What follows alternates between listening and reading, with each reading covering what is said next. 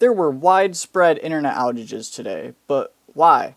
I looked around and it turns out Akami had a issue with its domain name service. But what is that?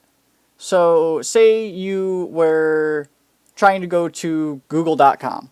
So your browser knows google.com.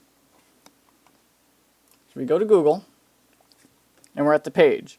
But how does our web browser know that Google is Google? So if we go into the DNS, if we look, it is a naming system that translates those names into the IPs.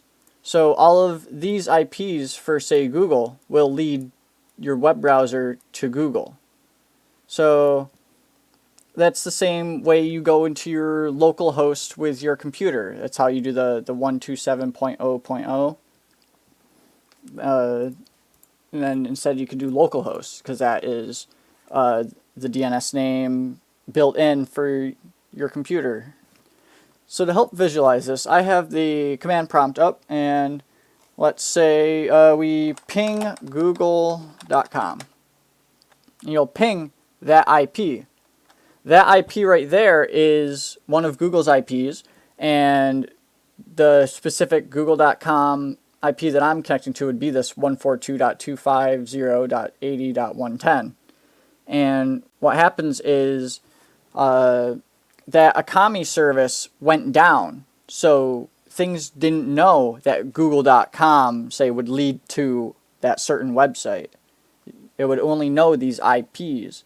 So if you had the IP for a website, you should have been able to connect to it if you connected directly with an IP, which you can do with most websites. The domain names are mainly to help us as people understand and get to the web pages quickly and be able to remember them. You know, it's a lot easier to remember google.com versus 142.250.80.110. So yeah, so that's what happened to the internet today. Hope you guys enjoyed, and I hope you guys learned something about why it went down and a little bit about DNSs maybe.